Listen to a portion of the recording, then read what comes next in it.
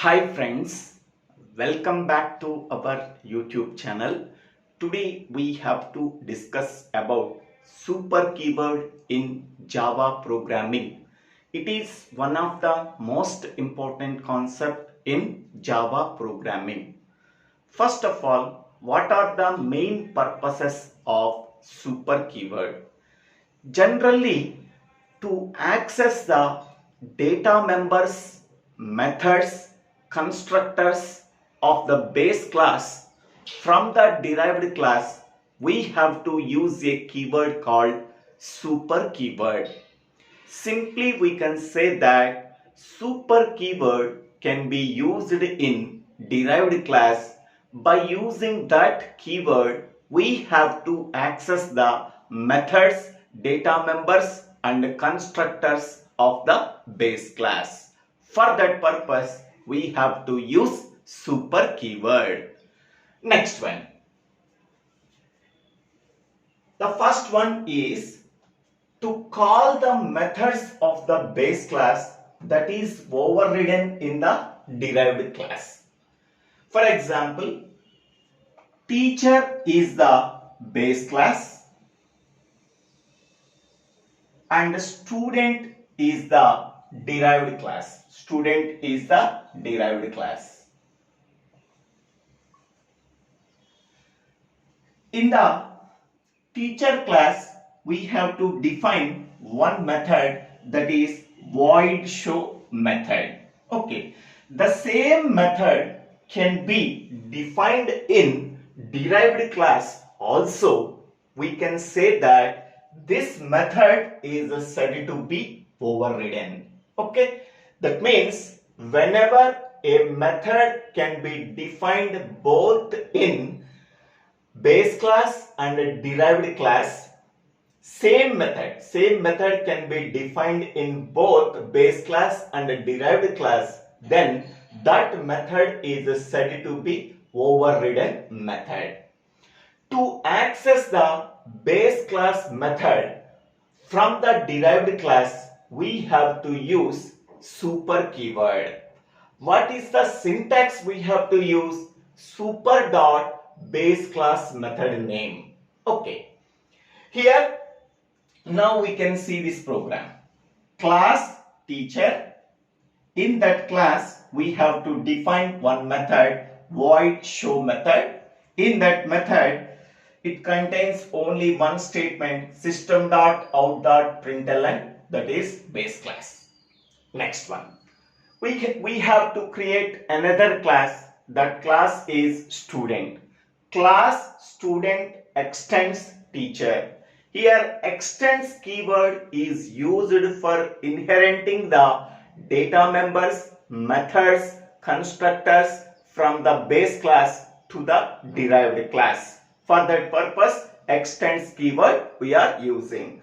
Class student extends teacher. Here student is the derived class. In that class, we have to define one method, so void show method. Okay, in that method, super dot show. So this statement can be used for accessing the base class method name. Accessing the base class method. What is the base class method here? Void show method. Okay, so by using the super keyword, we are accessing the base class method by using the syntax super dot base class method name. Here base class method name is show, so super dot show. This statement mainly used for accessing the base class method from the derived class. Next one, system.out.println, that is a derived class. Okay, so this is the base class and this is the derived class. Okay, next one, class super demo. This is another class. This is the main class because main method can be used in this class. Public static void main string arguments, brace begin. Now we have to create the object for the derived class. Here the derived class is student, so class derived class name object name is equal to new derived class constructor. So student yes is equal to new student. Next one, by using this object we can access the method in the derived class. So what is the method in the derived class is the show. So s dot show. Whenever s dot show can be called, the control goes to this method in the show method in the derived class. Then we have to access the base class method by using the super keyword. Whenever this statement is executed, then it can access the base class show method. We have to print base class. Here first base class is printed. After that system.out.println derived class. So derived class is also printed. So by observing this program, what we can say that whenever the base class method can be overridden in the derived class, to access the base class method from the derived class, we have to use super keyword, super dot base class method name. So this is the first statement in the show method of the derived class. Okay, so by using this method we can access the base class method from the derived class. Whenever the same method can be defined in both the base class and a derived class, that method is said to be overridden. At that time, to access the base class method, we have to use the super keyword. Okay. The second purpose of super keyword is to access the data members or fields or variables of the base class when both base class and a derived class containing the same data members with the same name. At that time, we have to access the base class data members from the derived class by using the super keyword. Okay. Now, this is the example. So, class teacher. In that class, we have to declare two data members. First one is ID and the second one is name. Int ID is equal to 654. String name is equal to Srinivas Rao. This is the base class. Now we can go for the derived class. Here the derived class is a student. Class student extends teacher. By using the extends keyword, whatever the data members and the methods of the base class that are inherited into the derived class. In that derived class student, the same data members are also declared. Int ID is equal to 786, string name is equal to Chiru. And one more method is defined, void display. In that method, we are printing the base class data members and the derived class data members. To print the only derived class data members by using only ID and name, we have to access the derived class data members. But how to access this base class data members? To access the base class data members from the derived class by using super keyword when both base class data members and the derived class data members have the same name. Okay, at that time we have to use super keyword, super dot base class data member name. So now system.out.println ID is to access the ID of the base class called teacher. Okay, we are using super keyword super dot ID. To access the name of the base class called teacher, we have to use super keyword. So system.out.println name is super dot name. Okay, so super keyword is used to access the base class data members from the derived class when both base class data members and the derived class data members have the same name. Okay, next one. How to access the derived class data members? Directly by using the data member name. System.out.println ID is plus ID. System.out.println name is plus name. Okay, so these two are used for accessing the derived class data members. These two are used for accessing the base class data members.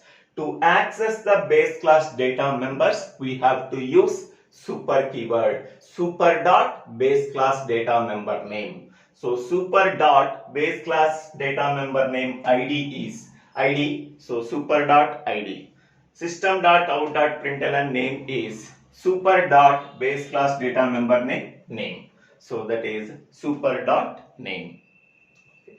Next one, we have to create another class super demo 1.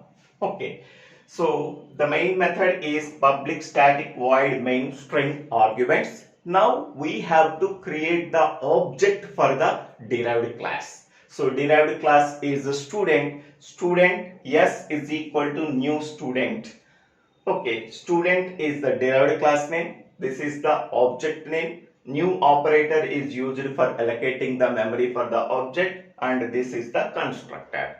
So object name dot method name. So s dot display. Whenever s dot display can be called, the program control can goes to this one. Then system.out.println ID is plus ID. So whenever super is not mentioned, we are accessing the derived class data members. Here ID is, for this one, what is printed? ID is 786 is printed. Next one, system.out.println name is, only we are accessing the derived class data member name, that is name. So here Chiru is printed. Next one, system.out.println ID is plus super.id. Whenever super keyword is used, we are referring the base class data member name. So that is 654 is printed. This is the output of the program. System.out.println name is super.name. So whenever super keyword is used, we are accessing the base class data members name is Srinivas Rao.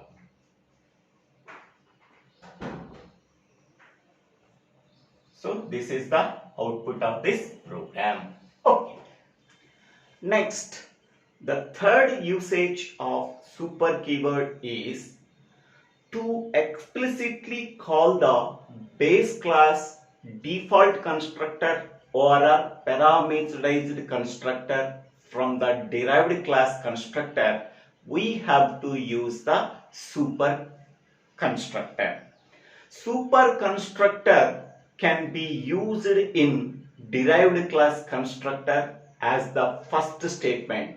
Otherwise, we can get the compilation error. Okay, super constructor can be used in derived class constructor and it can be written as the first statement in the derived class constructor. Okay, now see the example. And one more point is, we know that when an object of a class is created, it can automatically call the default constructor. This point is already known. Okay, now see the example. So class name is teacher. In that class, the constructor is teacher. Here there are no parameters we are passing. It can be called as default constructor. Okay. In that constructor, we have to write system.out.println. This is base class constructor. So constructor is nothing but class name and method name both are same. Okay. Whenever class name and method name both are same, then it can be called as constructor. Next one. So this is the base class. In that base class, we have to write one default constructor. Now we can go for the derived class. The derived class name is student. Class student extends teacher. By using the extends keyword, we are inheriting the methods, constructors, data members of the base class are inherent into derived class. Next one, here we have to create one more constructor, that is the derived class constructor. This is the derived class constructor. Okay, in that derived class constructor, we have to explicitly call the base class constructor. Then we have to use super constructor, and this is the first statement within the derived class constructor. Okay, whenever here super constructor can be used, it can explicitly call the base class constructor from the derived class constructor. So now this constructor is called. In that constructor, whatever the statement is there, that statement is as it is printed. So here the out. Next we have to write the output. Okay. Next one, system.out.println derived class constructor. Okay. Now, next we have to create the main class superdemo2. In that class, we have to write the main method public static void main string arguments. Next one, we have to create the object for the derived class. Here, the derived class name is a student. We have to create the object for the student. Student of this is the class name, this is the object name is equal to new student. This is the constructor. Here new operator is used for allocating the memory for the object. Yes. We know that whenever an object of a class is created, it can automatically call the default constructor. Okay, here for the derived class student, we are creating the object yes. At that time, the compiler automatically calls the default constructor. So here, the default constructor is a student. It can call the default constructor called student. In that one, we have to write super constructor. By using that super constructor, it can explicitly call the base class constructor.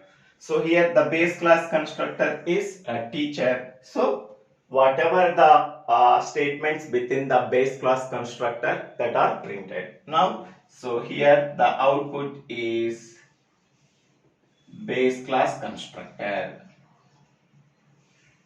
Base class constructor. Next one. After that, system.out.println derived class constructor. This is printed. Derived class constructor. So this is the output of the program. Okay. Whenever an object of a class is created, it can automatically call the default constructor. Okay. To explicitly call the base class constructor, we have to write super constructor can be written as a first statement within the derived class constructor.